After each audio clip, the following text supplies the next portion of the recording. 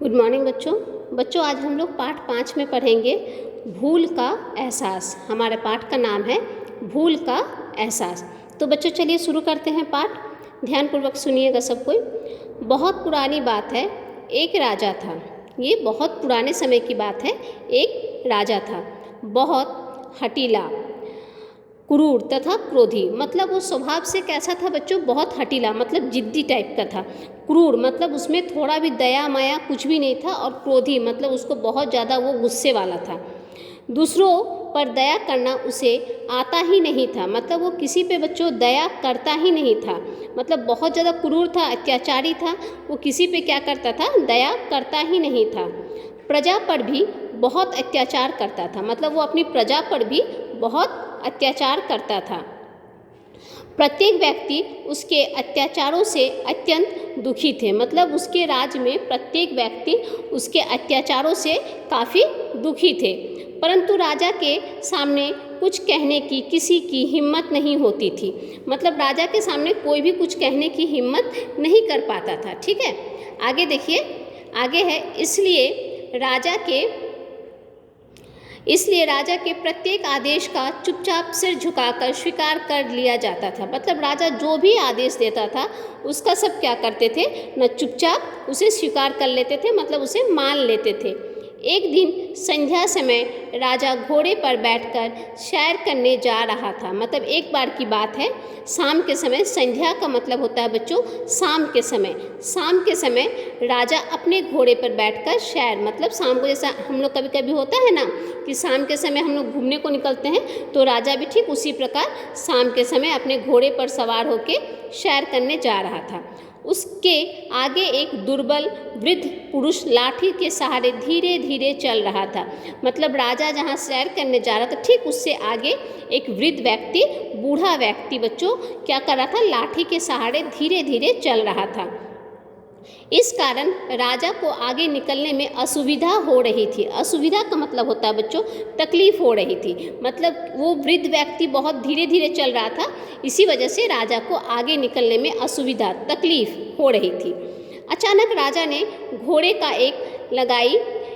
को एर्न लगाई और तेजी से आगे निकल गया। मतलब क्या हुआ? वो आगे बढ़ने के लिए घोड़े को मारते हुए आगे, मतलब जैसे ही उसने घोड़े को मारा, घोड़ा तेजी से आगे निकल गया। इससे वृद्ध को धक्का लगा और वह गिर गया। मतलब घोड़ा जैसे ही तेज आगे बढ़ा तो क्या हुआ? वृद्ध को धक्का लगकर, वो बूढ़ा व्यक्ति को धक्का लगकर वो गिर गया। वृद्ध की दृष्टि कमज़ोर थी। मतलब वो बूढ़ा व्यक्ति जो था बच्चों, आप लोग देखिएगा जब बूढ़े हो जाते हैं मनुष्य तो उनकी आंखों की रोशनी जो होती है कमज़ोर हो जाती है। इस वृद्ध के साथ भी वही हो रहा था कि उसकी आंखों की जो दृष्टि थी बच्चों वो काफ़ी कमज़ोर थी। वह राजा को पहचान नहीं पाया। मतलब शाम का समय था, उसकी आंखें भी कमज़ोर थी, दृष्टि कमज़ोर थी। इस वजह से वो क्या हुआ? राजा को पहचान नहीं पाया। उसने जोर से चिल्लाकर कहा, ठहरो। उसने क्या किया? राजा को जोर से चिल्लाकर कहा कि ठहरो, तुझे दिखाई नहीं देता? एक बूढ़े लाचार को इस प्रकार गिराते हो? तो उसने कहा कि तुमको दिखाई नहीं देता? एक बूढ़े और लाचार को तुम इस प्रकार गिराते हो? राजा वापस लौट आया और उसे धमकाने लगा। मतलब वहाँ राजा वापस आ गया और उस वृद्ध व्यक्ति को वो धमकाने लगा।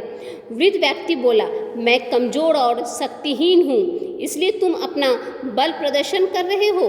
तब उसने कहा कि मैं मतलब क्या हूँ? कमज़ोर हूँ, बूढ़ा हूँ, इसीलिए शक्तिहीन हूँ, कमज़ोर हूँ, इस वजह से तुम अपना बल प्रदर्शन कर रहे हो, मतलब अपना बल मुझे दिखा रहे हो। ये क्यों भूलते हो कि तुम भी कभी मेरी भांति बूढ़े हो जाओगे? फिर उसने कहा कि इस बात को तुम क्यों भूल जाते हो कि एक दिन तुम भी मेरी भांति बूढ़े हो जाओगे। आगे देखिए बच्चों, फिर आगे क्या है? राजा को वृद्ध की कही बात लग गई। मतलब क्या हुआ? मतलब उसको मन में वो बात लग गई। उसे लगा कि उसने जो बात कहा कि एक दिन तुम भी बूढ़े हो जाओगे, ये बात उसे लग गई। क्रूर राजा को यदि किसी से डर लगता था तो वह था बुढ़ापा। मतलब राजा किस बात से डरता था बच्चों? बुढ़ापा से डरता था। राजा कभी बूढ़ा नहीं होना चाहता था। राजा कभी क्या बच्चों? बूढ़ा नहीं होना चाहता था। वह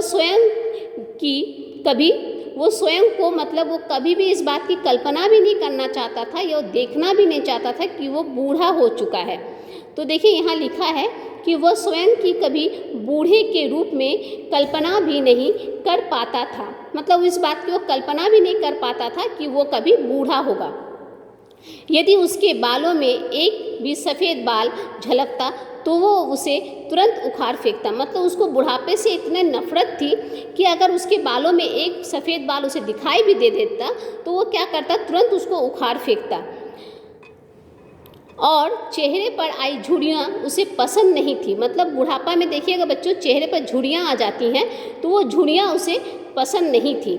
उसने स्वयं से कहा, यदि मैं बूढ़ा और अस्वस्थ हो गया तो मुझसे कौन डरेगा, मतलब उसने अपने आप से कहा कि यदि मैं बूढ़ा हो गया और अस्वस्थ मतलब मेरे जो शक्ति है वो कम हो जाएगी तो मुझसे कौन डरेगा। मेरी प्रजा तो मेरे आदेश का पालन भी नहीं करेगी, मतलब मेरी प्रजा मेरे आदेश का पालन भी नहीं करेगी। सारी रात वो परेशान इधर उधर घूमता रहा, मतलब वो इस बात से इतना परेशान हो गया बच्चों कि वो सारी रात सो नहीं पाया और सारी रात इधर उधर घूमता रहा। अब उसे हर बूढ़े व्यक्ति से चिढ़ होने लगी। अब राजा को क्या हुआ कि हर बूढ़े व्यक्ति से चिढ़ होने लगी। कुछ दिन सोचने के बाद उसने अपने राज्य में बुढ़ापे को समाप्त करने का निर्णय लिया, मतलब कुछ दिन इसी बात को सोचता रहा और उसके बाद उसने निर्णय लिया कि वो बुढ़ापे को समाप्त कर देगा। उसने ऐलान किया, जो व्यक्ति वृद्ध और अस्वस्थ है वो राज्य की सीमा से बाहर निकल जाए, मतलब राजा इस बात से काफ़ी परेशान था। परेशान होने के बाद उसने कुछ दिन के बाद ये निर्णय लिया कि वो क्या करेगा ना, अपने राज्य से जितने भी बूढ़े व्यक्ति हैं उनको वो बुढ़ापे को वो समाप्त करेगा। इस वजह से राजा ने क्या किया बच्चों ना, उसने ऐलान किया कि जो व्यक्ति वृद्ध और अस्वस्थ हैं वो राज्य की सीमा से बाहर निकल जाएं। केवल युवा ही मेरे राज्य में रहने के अधिकारी हैं, मतलब जो कम उम्र के हैं युवा हैं वो ही सिर्फ उनके राज्य में रहने के अधिकारी हैं। यदि कोई वृद्ध राज्य में दिखाई दिया तो उसका सिर कलम कर दिया जाएगा, मतलब उसको सिर को क्या होगा, काट दिया जाएगा, सर उसका काट दिया जाएगा। राजा के इस ऐलान से चारों ओर हाहाकार मच गया। देखिएगा बच्चों कभी कभी ऐसा होता है कि जब कोई चीज़ नया ऐसा कुछ मतलब ऐलान किया जाए कि ऐसा होगा, तो राजा ने जब इस टाइप का बात को ऐलान कर दिया तो क्या हुआ कि चारों तरफ हाहाकार मच गया।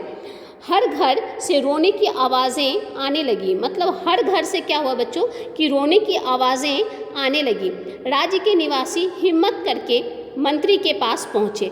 जब राज्य के सभी घर में रोने की आवाज़ें आने लगी, क्यों रोने की आवाज़ें आने लगी बच्चों, क्योंकि हर घर में बूढ़ा व्यक्ति होता ही है। अब उनको क्या करना था, उस हर घर के मनुष्यों को, आदमियों को क्या करना था, लोगों को, कि अपने घर में जो वृद्ध व्यक्ति हैं उनको घर से निकाल देना था, सीमा से बाहर कर देना था।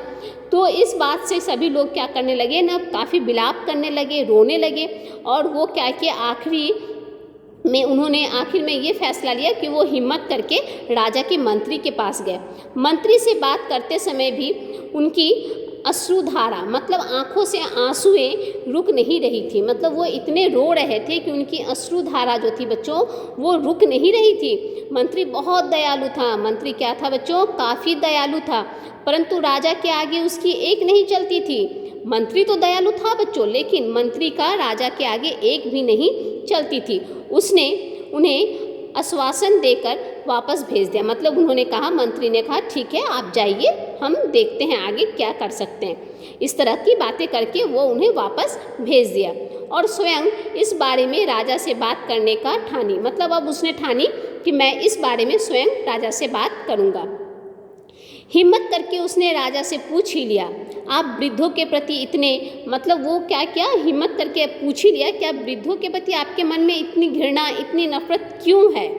राजा ने बताया कि वृद्ध किसी कार्य के योग नहीं होते।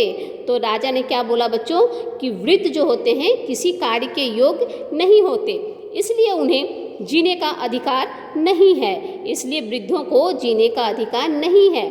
मंत्री ने राजा को समझाया, मंत्री ने तब राजा को समझाया बच्चों कि वृद्ध अवस्था कोई अभिशाप नहीं बल्कि वरदान है। तब उसने समझाया कि वृद्ध अवस्था कोई अभिशाप नहीं बल्कि क्या है न, वरदान है। वृद्ध लोगों के पास ज्ञान का भंडार और जीवन भर के संचित अनुभव होते हैं। तब उसने बोला कि देखिए, वृद्ध जो होते हैं वो कोई अभिशाप नहीं होता महाराज।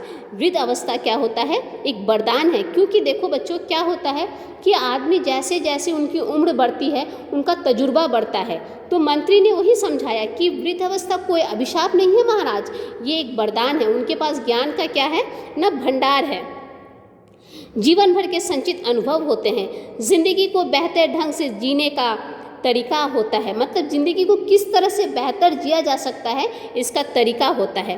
हम उनके अनुभवों से लाभ उठाना चाहिए। हमें उनके अनुभवों से क्या करना चाहिए, न लाभ उठाना चाहिए, ना कि उनका तिरस्कार करना चाहिए। तिरस्कार मतलब होता है कि उनका अपमान, उनको मतलब अवहेलना, ये सब नहीं करना चाहिए। परंतु राजा ने उसकी बात नहीं मानी और सभी वृद्धों को राज्य से निकाल दिया। लेकिन उनके परिजन बार बार याचना करते थे, मतलब उनके जो परिजन थे, उनके जो लोग थे, उन्हें बार बार याचना मतलब रिक्वेस्ट करते थे कि आप इस निर्णय को बदलिए। दया की भीख मांगते थे, मतलब दया की भीख मांगते थे और विलाप करते थे, मतलब काफ़ी दुखी रहते थे, काफ़ी विलाप करते थे। इससे तंग आकर राजा ने नई घोषणा की। राज सरोवर में एक सुनहरा घड़ा है। जो व्यक्ति उस घड़े को निकाल लाएगा वह अपने वृद्ध पिता को अपने साथ रखने का अधिकारी होगा। तब राजा ने कहा कि ठीक है। उन्होंने एक नई घोषणा की कि जो व्यक्ति मतलब सरोवर में, राज सरोवर में एक सुनहरा घड़ा है, जो व्यक्ति उस घड़े को निकाल लाएगा वह अपने वृद्ध पिता को अपने साथ रखने का अधिकारी होगा। इसके साथ ही उसे वह सोने का घड़ा भी इनाम में दिया जाएगा। परंतु यदि वह अपने प्रयास में असफल रहा तो उसे मृत्यु के घाट उतार दिया जाएगा। मतलब उन्होंने ये भी साथ में कहा कि अगर वो जो मतलब कोशिश करेगा, अगर उसमें वो असफल रहा तो उसे मृत्यु के घाट मतलब उसे मृत्यु दंड दिया जाएगा। राजा की घोषणा सुनकर बहुत से युवक सरोवर पर इकट्ठा हो गए। उन्हें सरोवर के स्वच्छ जल में एक घड़े का आकार दिखाई दिया। कई युवकों ने अपनी किस्मत आजमाई, पर जैसे ही वो पानी में कूदते घड़ा पानी में डूब जाता। इस कारण उन्हें अपने जान से हाथ धोना पड़ा। मतलब काफ़ी लोगों ने, काफ़ी युवकों ने इसकी मतलब चेष्टा की कि वो अपने वृद्ध पिता को अपने पास रख सके। इसी वजह से उन्होंने क्या किया कि सरोवर में पानी में छलांग मार के घड़े को निकालने की सोची। लेकिन जैसे ही उन्होंने घड़े को निकालना सोचा, वो पानी में जैसे ही आते थे घड़ा क्या होता था न, डूब जाता था। इसके बाद डर के कारण किसी की आगे आने की हिम्मत नहीं हुई। वहाँ एकत्रित युवकों में ओरियो नाम का एक युवक भी था। उसने भी उस घड़े को देखा। उसके मन में उस घड़े को निकालने का विचार आया।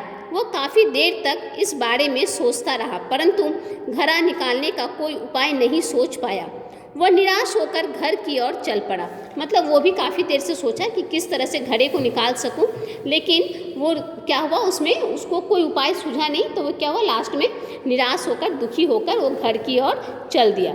आगे देखिए बच्चों, उसने अपने घर में अपने वृद्ध पिता को सबसे छिपा कर रखा हुआ था। अपने पुत्र को उदास तथा दुखी देखकर वृद्ध पिता ने पूछा, क्या हुआ पुत्र, आज बहुत उदास दिखाई दे रहे हो। तब उस पिता ने पूछा कि क्या हुआ पुत्र, आज तुम बहुत उदास दिखाई दे रहे हो। पुत्र ने राजा की शर्त के बारे में बताया और कहा, मैं सरोवर से घड़े को लाना चाहता हूँ, परंतु समझ में नहीं आ रहा है कि क्या करूँ। तट पर खड़े होकर उसे देखने पर वह साफ दिखाई देता है, परंतु सरोवर में छलांग लगाने से वह क्या होता है, अदृश्य हो जाता है। अदृश्य का मतलब होता है वो गायब हो जाता है। पिता ने कहा, क्या तुम चुपके से मुझे वह स्थान दिखा सकते हो। पिता ने कहा, क्या तुम मुझे चुपके से वह स्थान दिखा सकते हो। पुत्र पिता को रात के समय उस सरोवर के पास ले गया। वृद्ध ने ध्यानपूर्वक उस स्थान को देखा। एक कंकर उठाया और जल में तैरते घड़े पर मारा। मतलब क्या क्या, घड़े में तैरते हुए घड़े में एक कंकर, एक पत्थर उसने मारा, परंतु उसने देखा कि उस पर इसका कोई प्रभाव नहीं पड़ा। पानी में हलचल हुई, लेकिन थोड़ी देर में पानी स्थिर हो गया और वह घड़ा फिर से दिखाई देने लगा। वृद्ध ने सतर्कता मतलब सावधानी से क्या किया, वृद्ध ने सतर्कता से आसपास के स्थान पर निरीक्षण किया, मतलब उसको देखा, ध्यान से देखा। उस सरोवर के पास एक विशाल और घना पेड़ दिखाई दिया। उसने ध्यान से देखा कि पेड़ की परछाई जहाँ पड़ रही थी, घड़ा ठीक उसके बीचों बीच दिखाई दे रहा था। पेड़ की टहनी तथा पत्तियाँ भी वही दिखाई दे रही थी।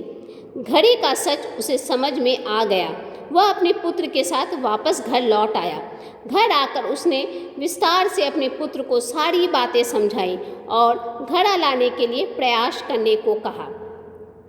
युवक ने वृद्ध पिता के कथन के मतलब उसके पिता ने जैसे कहा उसके अनुसार उसने क्या किया बच्चों, ध्यान दो। सुबह राजमहल पहुंचा तथा राजा से कहा, मैं भी एक बार प्रयास करना चाहता हूँ। मतलब कहा कि मैं भी एक बार प्रयास करना चाहता हूँ।